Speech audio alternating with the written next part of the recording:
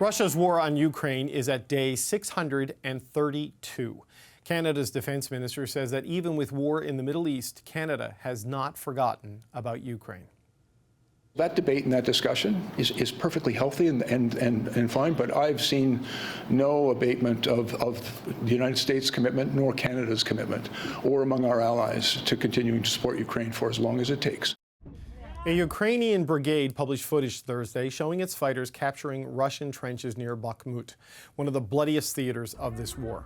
Ukraine launched a counteroffensive in June aimed at retaking occupied land in the country's south and east, including Bakhmut. But progress has been slow.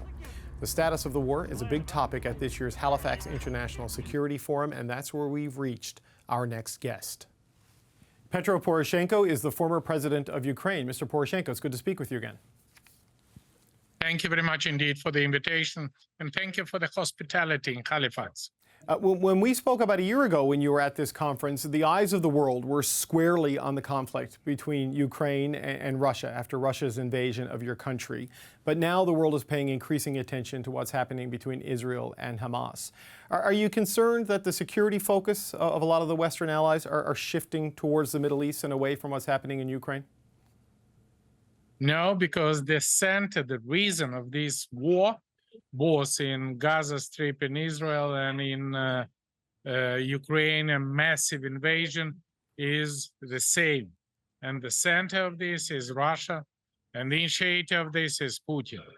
And we have lots of evidence, but the Hamas terrorist was trained by the Wagner instructor, which was returned back from Ukraine, where they're killing civilians and participate in the disastrous act of terrorism. At the same time, the whole world should understand that when we have a victory of Ukraine on Russia war, when we threw Russia away and deputinize Russia, that will definitely finish the war in Israel, the occupied territory in Transnistria, in Georgia, make free Belarus, and we bring a huge geopolitical changes in the world.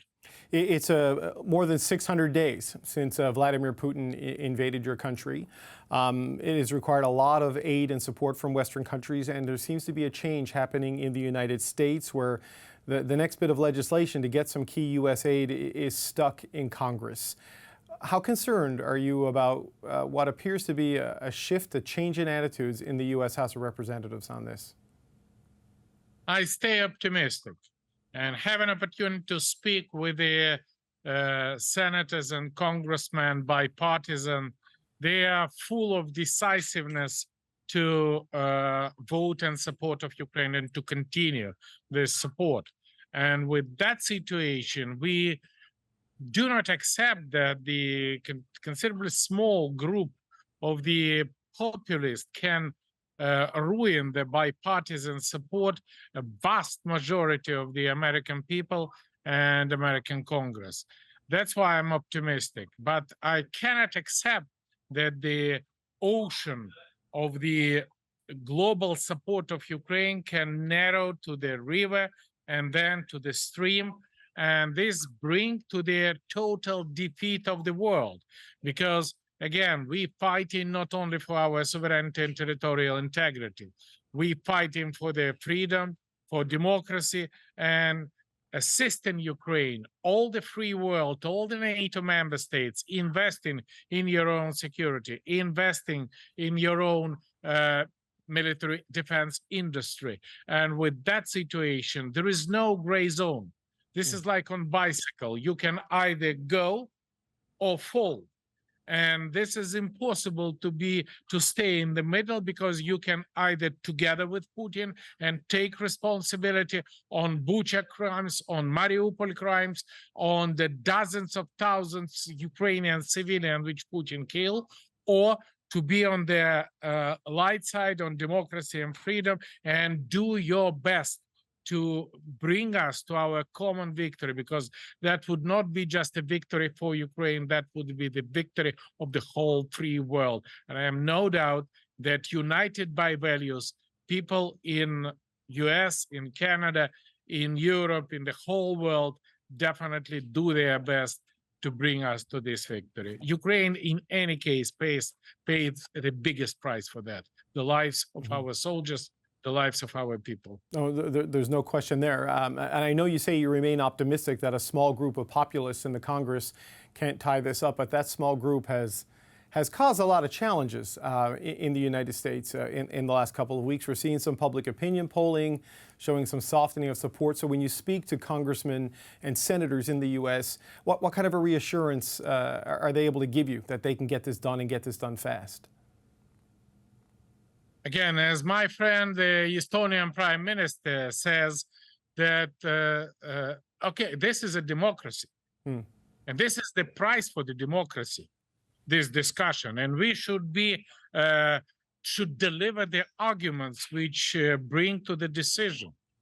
But my question is, does democracy make us weaker? This is exactly what Putin expects. Or democracy makes us stronger.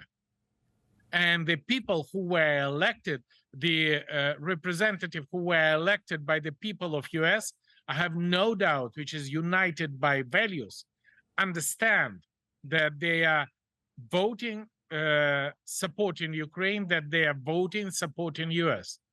Or other alternative, they support Russia. We definitely need weapons, but this is weapons supplied by US, by Canada, would be replaced and money stay in the country. Right.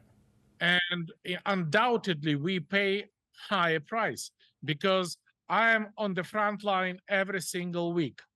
I meet with the soldiers, and I lost my friends. I lost my party team, and this is a disaster to be on the funeral every single week. And with that situation, I all the time, when I'm in US, when I'm in Canada, when I'm in Europe, feeling the strong shoulder of our partner. And I have no doubt that we will definitely win this war together. I wonder, sir, if I could get your sense of where the war is right now, your sense of the status of this conflict. Because as I said, over 600 days, the counterattack was able to capture back a lot of the territory, but Russia has entrenched and set up defensive positions, and the front line has gotten a bit static. I mean, what's your sense of where this conflict is right now and the chances of Ukraine making further breakthroughs?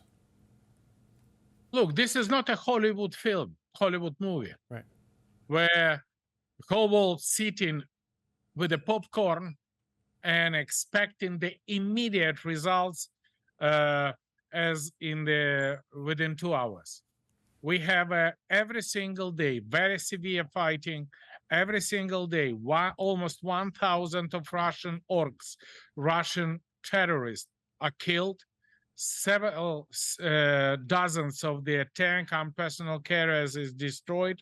And with this situation, I have absolutely confident that every single day we have a certain positive movement.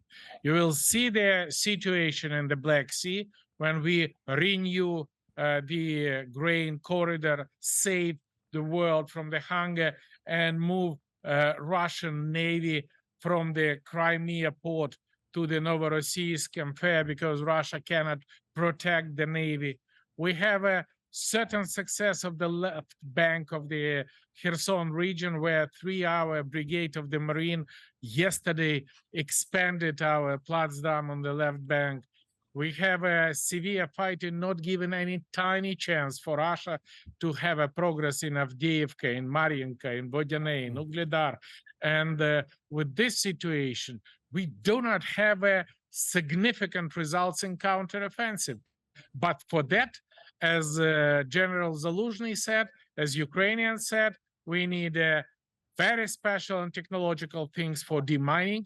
We need a very special things for the radio electronic warfare system, and we create already by ourselves the effective things against Russian operative tactical drones and Russian artillery. We need a counter battery to make an efficient our artillery, and at the end of the day, we need a air force and F-16, because no NATO strategy can exist for the offensive operation without the Air Force. And we do a miracle. For more than 630 days, we stop Russian army. We make it free from Russian occupation, more than 10% of the occupied territory. And we definitely have a certain success against the second army in the world. So we transformed Russian army from second army in the world to second army in Ukraine. And this is a good transformation. But please, democracy means responsibility. And this is our common war. And let's keep unity, be together, believe in our victory, and make it free from the Russian occupants' Ukrainian soil, and open door for Ukraine in NATO, because this is the question for the sustainable security situation on the continent and in the world. Petro Poroshenko, former president of Ukraine. It's always good to speak with you. Thanks for joining us again today, sir. Thank you. David, thank you very much indeed.